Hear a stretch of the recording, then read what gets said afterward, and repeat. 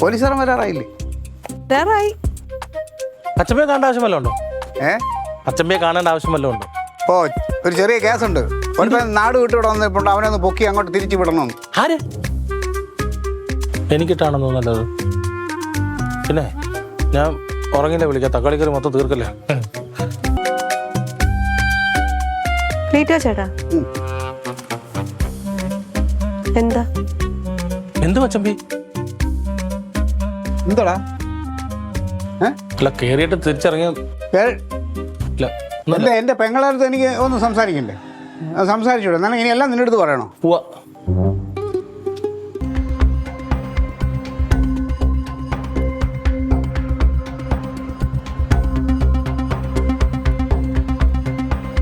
സാറേ, എൻ്റെ മോൻ്റെ പേര് അരുണെന്നാ. അവന് 21 വയസ്സായി. പഠിക്കുക സാറേ. പഠിക്കുകയാണെന്നും പറഞ്ഞുകൊണ്ട് രാവിലെ പോവും. പക്ഷെ പഠിക്കാനൊന്നും അല്ല സാറേ പോണം. കള്ളത്തരവാ സാറേ പറയണത്.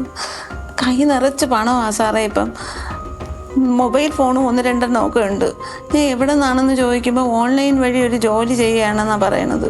ചുമ്മയാ സാറേ.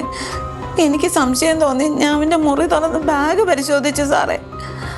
ബാഗ് നിറച്ച് കൊച്ചു കൊച്ചു പൊതികളാ സാറേ. അവനത് ഉപയോഗിക്കുക മാത്രമല്ല, കച്ചവടം ചെയ്യുന്നുണ്ട് സാറേ.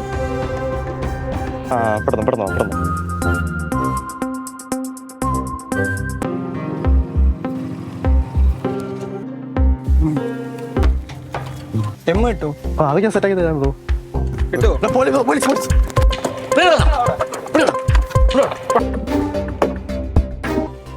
ഇതെന്താന്ന്?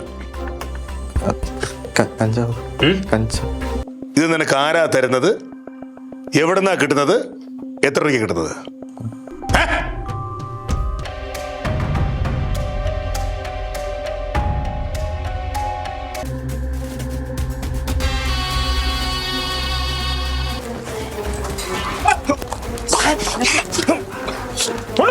കഞ്ചാവ്, സിറിഞ്ച്, ബ്രൗൺ ഷുഗർ, MDMA, അത്യാവശ്യം മാർക്കറ്റിൽ കച്ചവടം നടക്കുന്ന സർവ്വ സാധനങ്ങളും അതിനകത്തുണ്ട്. എടാ, ഒരു അല്പം നേരത്തെ സുഖത്തിനും സന്തോഷത്തിനും വേണ്ടി നീ കാണിക്കുന്നുണ്ടല്ലോ.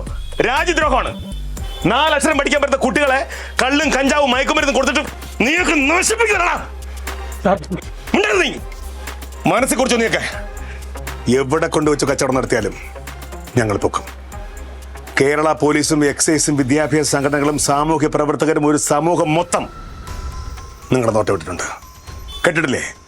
ഓപ്പറേഷൻ തൂഫാൻ.